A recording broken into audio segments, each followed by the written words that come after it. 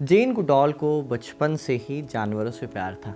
ये लाइन बहुत लोग लिखते हैं, लेकिन सच ये है कि जेन को जानवरों से प्यार नहीं था, उन्हें जानवरों में दिलचस्पी थी।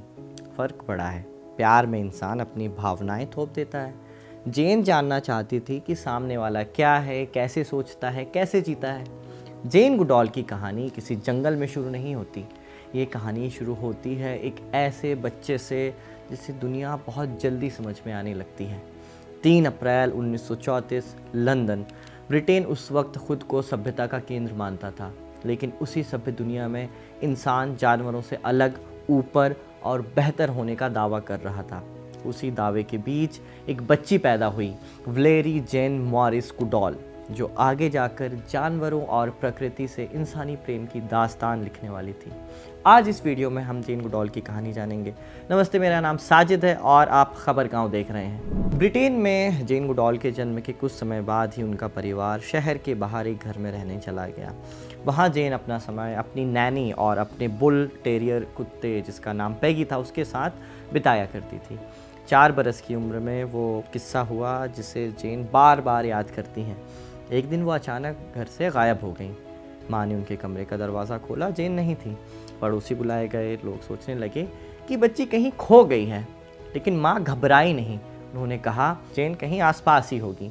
कई घंटे बाद जेन मिली। कहाँ मिली? दड़बे में, जहाँ मुर्गियों को पाला जाता था। जेन लकड़ी के तख्ते पर शांत बैठी मिली। जब माँ ने पूछा कि इतनी देर से कहाँ थी, तो जेन ने कहा, मैं जानना चाहती थी कि मुर्गी अंडा देती कैसे है। उस दिन माँ ने उन्हें डांटा नहीं। जेन अपनी किताब में लिखती हैं कि अगर उस दिन माँ ने गुस्से में एक थप्पड़ भी मार दिया होता तो शायद मेरी जिज्ञासा वहीं दब जाती, लेकिन माँ ने सिर्फ इतना कहा, अगली बार बता कर जाना। उस दिन जेन ने सीखा कि सवाल पूछना गलत नहीं है। जेन को गुड़िया दी गई, लेकिन उन्हें कोई उससे लगाव नहीं हुआ। उन्हें जो पसंद आया वो था उनका एक चिंपैंजी का खिलौना, जिसका नाम रखा गया था जुबूली। जेन उसे अपने साथ सुलाती थी, उससे बात करती थी। जब कहीं बाहर जाती, कहीं भी बाहर जब वो घर से जाती, तो जुबीली को हमेशा वो साथ लेकर जाया करती। लोग अक्सर जेन का मजाक उड़ाया करते थे, लेकिन जेन को फ़र्क नहीं पड़ता था। वो लिखती हैं कि जुबीली मेरे लिए सिर्फ खिलौना नहीं था, वो ऐसा लगता था कि जुबीली मेरे साथ वाकई है, वहीं मौजूद है। जेन की माँ उन्हें चिड़ियाघर ले जाती थी, लेकिन जेन वहाँ खुश नहीं होती थी। वो पिंजरों को देखती थी और सवाल करती थी कि ये जानवर यहाँ क्यों हैं। जब बाकी बच्चे शेर देखकर ताली बजाते थे, जेन उसकी चाल को देखती थी, उस शेर की आंखों को देखती थी और वो सोचती थी कि ये शेर यहाँ पिंजरे के अंदर क्यों घूम रहा है। स्कूल में जेन कोई स्टार स्टूडेंट नहीं थी, फेमस स्टूडेंट नहीं थी। वो अपनी किताब माई लाइफ विद चिंपांजीज में खुद लिखती हैं कि उन्हें पढ़ाई से ज़्यादा देखने में मज़ा आता था, ऑब्ज़र्व करने में मज़ा आता था। उनके टीचर बोलते थे कि जेन बस खिड़की के बाहर देखती रहती हैं, पक्षियों को घंटों तक सिर्फ नोटिस करती हैं, निहारती हैं, देखते रहती हैं। उनकी इसी किताब में जिक्र मिलता है कि उनसे एक बार स्कूल में पूछा गया कि वो बड़ी होकर क्या बनना चाहती है। जेन ने कहा, मैं अफ्रीका जाना चाहती हूँ, जानवरों के बीच रहना चाहती हूँ। पूरी क्लास हंस पड़ी। टीचर ने कहा, ये सपना नहीं होता है। जेन ने उस वक्त कुछ नहीं कहा, लेकिन उन्होंने ये भी नहीं बदला। वो लिखती हैं कि उस दिन मुझे पहली बार समझ आया कि दुनिया सपनों से डरती है। जेन के पिता इंजीनियर थे और उन्हें मोटर रेसिंग का बहुत शौक़ था। जब जेन 5 साल की हुई तो उनका परिवार फ्रांस चला गया। वो इसलिए ताकि वो सब जाके उनका पूरा परिवार वहाँ फ्रेंच भाषा अच्छी तरह से सीख सके। जेन का परिवार फ्रांस में एक बड़ी सी हवेली में रहा करता था। ये हवेली उनके पिता की थी, जेन के पिता की थी। हवेली के आसपास खेत थे और एक पुराने किले के टूटे हुए अवशेष भी मौजूद थे। जेन को वहाँ के देहाती जीवन में बहुत मज़ा आता था। वो मुर्गियों की देखभाल में मदद करती थी और गायों का दूध दोहने में भी उनको देखते हुए मज़ा आता था। इसके अलावा वो अपने अंकल के घोड़ों की सवारी भी करती थी। लेकिन फ्रांस में रहने का प्लान उनका बहुत दिनों तक काम नहीं आ सका। उनका फ्रांस में बहुत कम समय बीता, क्योंकि दूसरा विश्व युद्ध शुरू हो गया था और उसके चलते उन्हें कुछ ही महीनों के बाद इंग्लैंड वापस लौटना पड़ा। जेन के पिता सेना में शामिल हो गए और उनके परिवार के हालात पूरी तरह अब बदल चुके थे। जेन, उनकी माँ और उनकी बहन यानी जेन की मौसी ब्रिटेन के बॉर्नमाउथ शहर में रहने चले गई, अपनी दादी के घर। अब युद्ध शुरू हुआ तो राशन नहीं मिल रहा था और भी कई सारी कठिनाई आ रही थी। ज़िंदगी अब कुछ मुश्किल सी हो रही थी, लेकिन जेन को उन अमेरिकी सैनिकों से मिलकर बहुत खुशी होती थी, जो उनके लिए खाना पीना लेकर और दूसरी चीज़ें लेकर उनके घर आया करते थे। क्योंकि जेन के पिता थे वो ब्रिटिश आर्मी में थे और वर्ल्ड वॉर में लोग साथ मिलकर लड़ रहे थे, तो अमेरिकी सैनिकों से भी इनका मिलना जुलना रहता है। तो जेन अपनी किताब में इसका जिक्र करती हैं कि जब अमेरिकी सैनिक आते थे तो उन्हें बड़ी खुशी होती थी। जेन को स्कूल जाना बिल्कुल भी पसंद नहीं था क्योंकि वहाँ बहुत पाबंदियाँ थीं, जबकि जेन जब फ्रांस में रहती थी तो एकदम खुले खुले माहौल में रहा करती थी, खेत खलिहान में आसपास पेड़ पौधे थे। लेकिन अब बरतानिया वापस लौटने के बाद ये सब माहौल उनसे अलग हो गया था, इसलिए जेन की नानी ने उस जगह के बच्चों से उनकी दोस्ती करवा दी। उन बच्चों का एक क्लब बनाया गया जिसका नाम रखा गया एलिगेटर क्लब। अब इस क्लब के सभी बच्चे नेचर वॉक पर जाते थे और इससे जेन को बड़ी खुशी मिलती थी। जेन के पड़ोस में एक कुत्ता रहता था जिसका नाम था रस्टी। उसके साथ जेन की दोस्ती हो गई थी और जेन के इसी लगाव ने जानवरों के व्यवहार के प्रति उनकी समझ को एक नई दिशा दी। वो अपनी किताब में लिखती हैं कि रस्टी के साथ बिताए समय ने उन्हें सिखाया कि जानवरों में भी मस्तिष्क होता है, वो भी चीज़ों को समझते हैं, योजना बनाते हैं, उनकी भी भावनाएं होती हैं। रस्टी ने जेन के मन पर गहरी छाप छोड़ी और जानवरों के प्रति उनकी समझ को हमेशा के लिए बदल दिया। जेन के पिता ज़्यादातर बाहर रहते थे, माँ ही उनका सहारा थी। युद्ध के साल थे, राशन कम मिलता था, लड़ाई का डर अलग बना हुआ था, लेकिन माँ ने कभी जेन को ये महसूस नहीं होने दिया कि दुनिया सिर्फ डर की जगह है। वो कहती थी कि दुनिया जैसी है वैसी समझो, उससे भागो मत। जेन को किताबें पसंद थीं, लेकिन परी कथाएँ नहीं। उन्हें टार्ज़न पसंद था। उनके आखिरी दिनों में वो कहा करती थी कि टार्ज़न की कहानियों में बहुत कुछ गलत है, लेकिन एक चीज़ सही थी कि जंगल को एक डर की तरह नहीं दिखाया गया था उस पूरे टार्ज़न के शो में और टार्ज़न की कहानियों में। जेन के लिए जंगल हमेशा एक घर जैसा ख्याल बन गया। बचपन में जेन को जानवरों से डर नहीं लगता था, लेकिन वो कभी उनके पीछे नहीं भागती थी। वो दूर रहती थी, वो बैठकर देखती थी। यही वो आदत थी जो आगे चलकर उनकी सबसे बड़ी ताकत बनी। जब जेन थोड़ी बड़ी हुई तो उन्होंने एक नोटबुक रखना शुरू कर दिया और उसमें वो जानवरों के बारे में अक्सर लिखने लगी। किस वक्त कौन सा पक्षी आया, कौन सा गया। ये कोई साइंस नहीं थी, ये अभ्यास था देखने का, याद रखने का। युद्ध के दौरान उन्होंने इंसानों को बदलते देखा, गुस्से में, डर में, लेकिन जानवर वैसे ही रहे। शायद यहीं से जेन के अंदर ये बात बैठ गई कि इंसान को समझने के लिए जानवरों को समझना भी ज़रूरी है। युद्ध के साल पीछे छूट चुके थे, लेकिन जेन गुडॉल के अंदर कोई नई रवानगी पैदा नहीं हुई थी। वो बहुत भाग कर ज़िंदगी जीना नहीं चाहती थी। बचपन की जिज्ञासा भी वैसी ही थी। अब सवाल थोड़े बदल गए थे। अब वो ये नहीं पूछती थी कि मुर्गी अंडा कैसे देती है। अब वो ये देखना चाहती थी कि इंसान अपनी ज़िंदगी चुनता कैसे है और कुछ लोग क्यों तय रास्तों से हट जाते हैं। स्कूल ख़त्म हो चुका था, अब नई दुनिया उनके सामने थी, लेकिन उस दुनिया में उनके लिए कोई साफ रास्ता नहीं बना हुआ था। जेन अपनी किताब माई लाइफ विथ चिंपांजीज में लिखती हैं कि स्कूल के बाद उन्हें ये बिल्कुल साफ नहीं था कि आगे क्या करना है। उनके पास ना पैसे थे, ना कोई यूनिवर्सिटी की डिग्री और ना ही कोई ऐसा गाइड जो उन्हें बताए कि जानवरों को समझने का पेशा कैसे चुना जाता है। उस समय ये पेशा था भी नहीं, इसलिए जेन ने वही किया जो उनके सामने संभव था। उन्होंने काम करना शुरू कर दिया। एक सेक्रेटरी के रूप में उन्होंने काम किया, टाइपिंग की, फाइलें उन्होंने पढ़ी, फ़ोन उठाया, लोगों से बात की। ये सब वो काम थे जिनमें उनका मन नहीं लगता था, लेकिन उन्हें लगता था कि आत्मनिर्भर होना ज़रूरी है। फिर उन्होंने कुछ वक्त के लिए वेट्रेस का काम भी किया। रेस्टोरेंट में वो काम करने लगी। जेन के लिए ये सब करियर नहीं थे, ये इंतज़ार के साल थे। वो पैसे जमा कर रही थी, किसी बड़ी चीज़ के लिए नहीं, बस एक जगह के लिए। वो जगह थी अफ्रीका। जेन लिखती हैं कि अफ्रीका उनके लिए कोई रोमांटिक सपना नहीं था, बल्कि एक ऐसी जगह थी जहाँ उन्हें लगता था कि इंसान और जानवरों का रिश्ता ज़्यादा साफ दिखाई देता है। उन्हें ये नहीं पता था कि वहाँ जाकर वो क्या करेंगे, बस इतना पता था कि वहाँ जाना है। अफ्रीका के बाद वो कुछ समय के लिए जर्मनी भी गई, फिर वहाँ से वापस इंग्लैंड आ गई। यहाँ वापस पैसे जोड़े और उस समय उन्हें एक ऐसा मौका मिला जिसने उनकी पूरी ज़िंदगी की दिशा बदल दी। उनकी एक दोस्त के माता पिता केन्या में रहा करते थे और उन्होंने जेन को वहाँ आने का न्योता दिया। जेन लिखती हैं कि जब उन्हें केन्या जाने का मौका मिला तो उन्होंने बिना ज़्यादा सोचे हाँ ही कह दी, बिना सोचे समझे। उनके पास कोई रिसर्च प्लान नहीं था, कोई गारंटी नहीं थी, बस एक टिकट था और एक उम्मीद थी। 1957 में 1957 में जेन केन्या पहुँच गई थी। कहाँ? नायरोबी। वो अब भी कोई वैज्ञानिक नहीं बनी थी, उनके पास कोई अभी भी डिग्री नहीं थी, वो वहाँ एक सामान्य सी नौकरी करने लगी। पहले उन्होंने एक फार्म पर काम किया।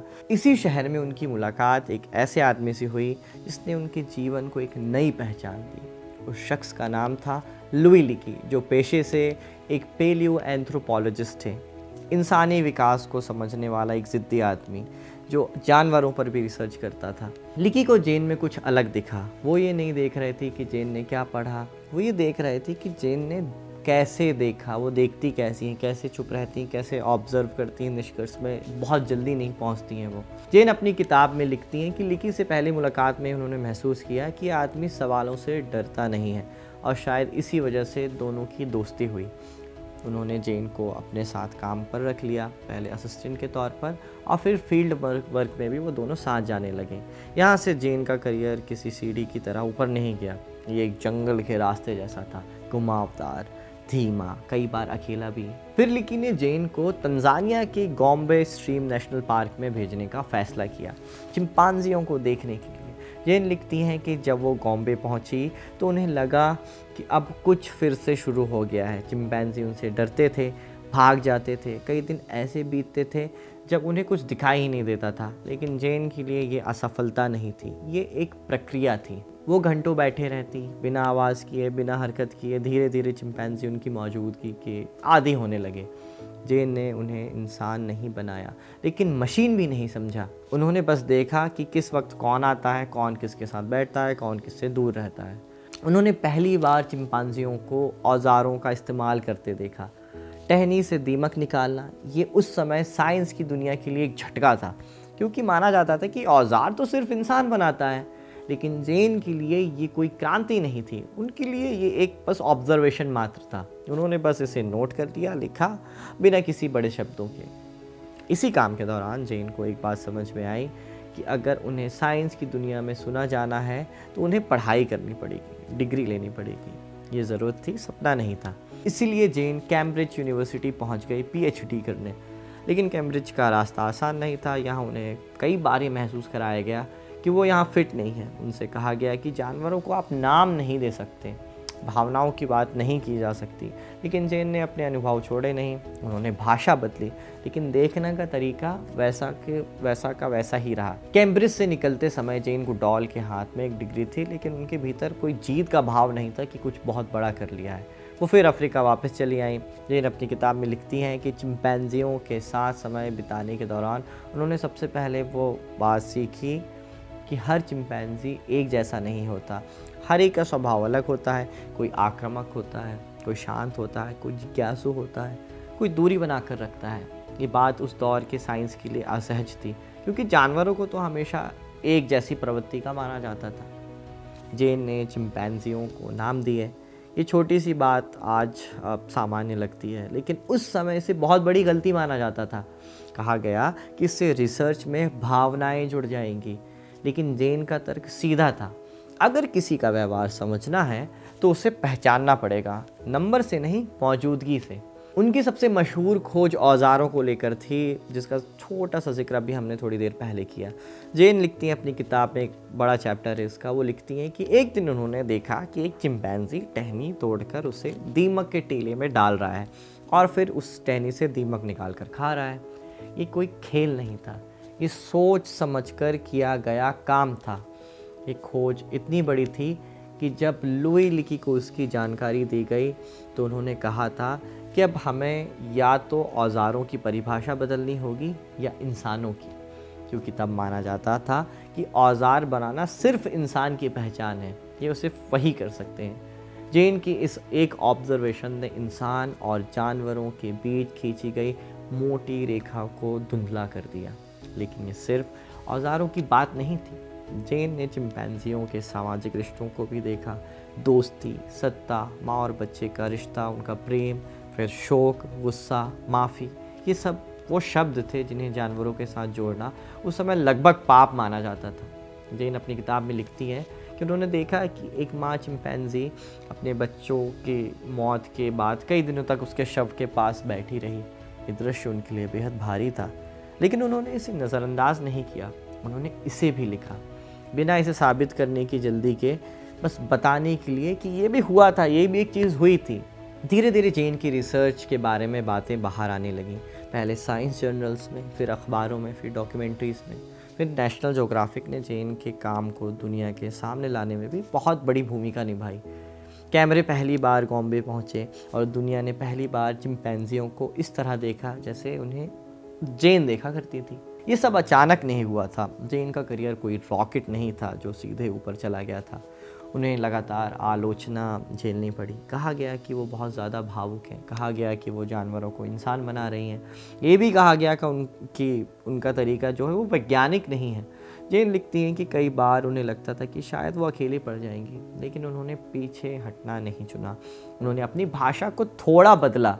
वो ये भी लिखती हैं कि उन्होंने अपनी भाषा को थोड़ा उसमें बदलाव किया, लेकिन अपने देखने के तरीके से कोई समझौता नहीं किया। इसी दौरान जेन का काम और फैलने लगा, बहुत उनकी बात होने लगी। वो सिर्फ रिसर्चर अब नहीं रही थी, वो एक आवाज़ बन गई धीरे धीरे। जब भी कहीं जंगल काटे जाते, जब भी चिंपैंजियों का इलाका सिमटने लगता, जब इंसान और जानवरों के बीच टकराव बढ़ने लगा, जेन ने चुप रहना नहीं चुना। वो हमेशा वोकल रही हैं इन सब मुद्दों को लेकर। फिर एक समय उन्हें समझ आया कि सिर्फ ये देखना काफ़ी नहीं है कि मैं सिर्फ देख रही हूँ इनजस्टिस हो रहा है प्रकृति के साथ, जानवरों के साथ। अगर जो देखा है उसे बचाया नहीं तो आने वाली पीढ़ियों के पास देखने को कुछ रहेगा नहीं, कुछ बचेगा नहीं। उन्होंने जेन गुडॉल इंस्टीट्यूट की स्थापना की इसी उद्देश्य से, जहाँ रिसर्च और एनिमल प्रोटेक्शन से जुड़े काम होते थे। जेन अब लैब और जंगल के बीच की दीवार को तोड़ रही थी। वो स्कूलों में बोलने लगी, देश घूमने लगी, यूएन तक में उनकी स्पीच हुई थी, नेताओं से वो मिलने लगी। धीरे धीरे जेन का नाम सिर्फ वैज्ञानिकों के बीच नहीं, आम लोगों के बीच भी जाना जाने लगा। फिर उन्हें कई सारे अवार्ड्स भी मिले, भाषणों के लिए बुलाया जाने लगा, लेकिन जेन ने खुद को कभी स्टार की तरह पेश नहीं किया। इसी दौर में उन्होंने रूट्स एंड शूट्स नाम का एक प्रोग्राम शुरू किया बच्चों और नौजवानों के लिए, ताकि अगली पीढ़ी सिर्फ जानवरों के बारे में पढ़ी नहीं, उनके लिए कुछ कर भी सके। लेकिन आलोचना अब भी आती रही। कहा गया कि जेन ज़्यादा एक्टिविस्ट हो गई हैं, वो अब साइंटिस्ट नहीं रही। जेन ने कभी इसका जवाब गुस्से में नहीं दिया। वो बस कहती रही कि अगर साइंस जीवन को बचाने में मदद नहीं कर रही तो उसका मतलब अधूरा है। उम्र बढ़ने के साथ जेन का शरीर धीमा हुआ, लेकिन उनका कार्यक्रम, जो उनका मिशन था, प्रोग्राम था, वो बूढ़ा नहीं हुआ, वो थका नहीं। जेन लिखती हैं कि लोग उनसे अक्सर पूछते क्या अब भी उम्मीद है। वो कहती कि अगर उम्मीद नहीं होती तो मैं बिस्तर से उठती ही नहीं। जेन की जीवन यात्रा ने विज्ञान को अलग तरह से बदला। उनके ज़रिए लाखों लोग प्रेरित हुए। जानवरों और पर्यावरण को देखने का उनका इन लाखों लोगों का तरीका बदला। उनके बचपन से शुरू हुए एक सवाल कि मुर्गी अंडा कैसे देती है, अब उस गंभीर सवाल में बदल चुके थे कि हम अपनी धरती को बचाएंगे कैसे। जब 1 अक्टूबर 2025 को दुनिया ने जेन की मौत की खबर सुनी तो लोग सिर्फ एक वैज्ञानिक के चले जाने से दुखी नहीं थे, वो एक आवाज़ के ख़त्म हो जाने पर रो पड़े जिसने उन्हें सिखाया था कि बिना देखे, बिना समझे कोई फ़ैसला नहीं किया जाना चाहिए। इस तरह जेन गुडॉल की कहानी सिर्फ उनके जीवन तक नहीं रहती, उनकी कहानी आज भी हर उस व्यक्ति के भीतर चलती है जो जानवरों को, प्रकृति को और इस पृथ्वी को समझने और उसको बचाने की चुनौती उठाता है। आज की वीडियो में बस इतना ही। अब किसी और दिन आपसे फिर मुलाकात होगी। ये वीडियो रिकॉर्ड की थी आपके लिए हमारे साथी इरशाद ने। अपना और अपनों का ख्याल रखिए। मेरा नाम है साजिद। देखते रहिए खबर गाँव और हैप्पी न्यू ईयर।